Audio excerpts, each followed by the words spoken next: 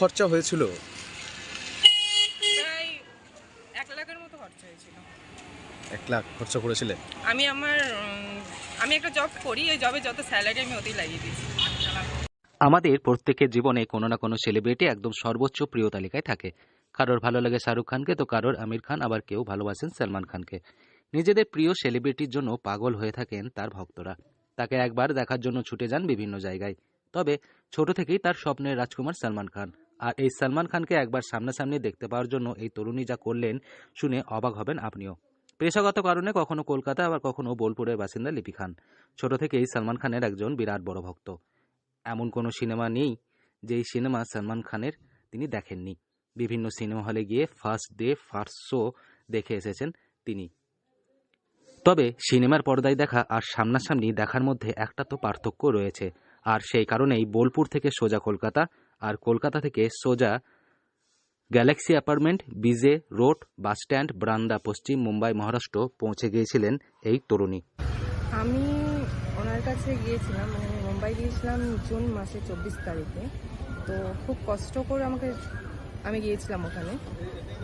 দুপুর থেকে সন্ধ্যে 7টা পর্যন্ত আমি ওর বাড়ির সামনে দাঁড়িয়েছিলাম যে কখন আমি ওনার সঙ্গে দেখা করতে পারবো, কিন্তু সেটা পারলাম না।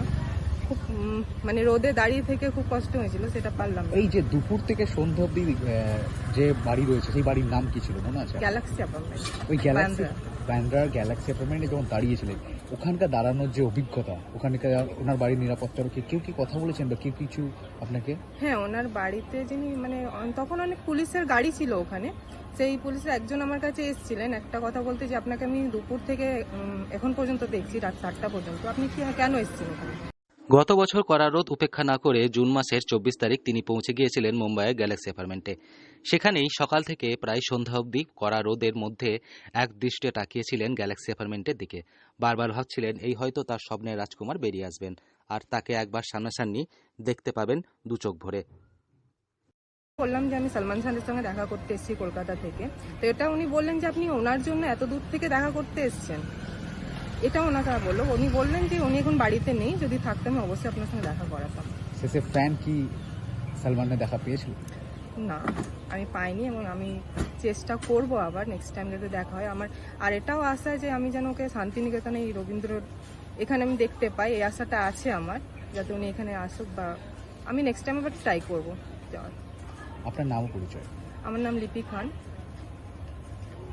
তবে চাইলেই কি আর সব স্বপ্ন পূরণ হয়? দীর্ঘক্ষণ দাঁড়িয়ে থেকেও দেখা পেলেন না সলমান খানের।